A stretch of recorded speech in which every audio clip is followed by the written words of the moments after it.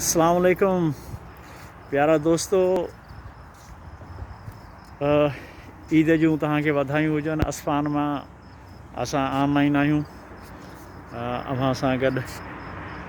सो परदेस जी ईद आहे, कहिड़ी ईदूं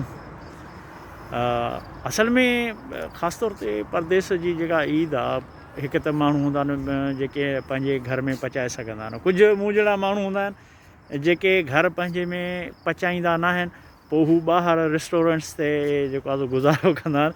पोइ जॾहिं ईद अची वेंदी आहे न, पोइ असांजे लाइ ॾाढो मसइलो हूंदो आहे। सो हिन वक़्तु असां सां बि साॻियो मसइलो आहे, बुख बि ॾाढी लॻी आहे। सो इन जे करे वतऊं था, रेस्टोरेंट्स ॻोल्हींदा। सो तव्हां दोस्तनि खे जेको आहे सो ईद मुबारक ॾियण जे लाइ हाज़िर थिया आहियूं। तव्हांखे कुझु नज़ारो बि वठायूं। असां हिन वक़्तु असफ़ान में आहियूं, इंडस्ट्रियल एरिया आहे जिदे जो।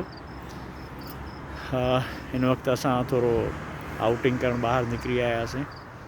सुनसान इलाइक़ो लॻो पियो आहे, इलाइक़ो तमामु सुठो आहे, पुरअमन।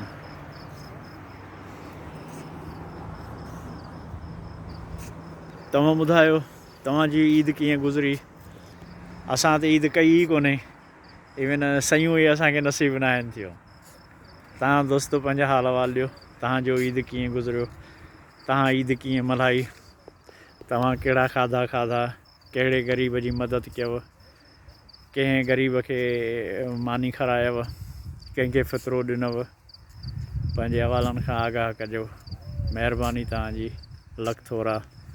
जिए सिंध, जिए लतीफ़।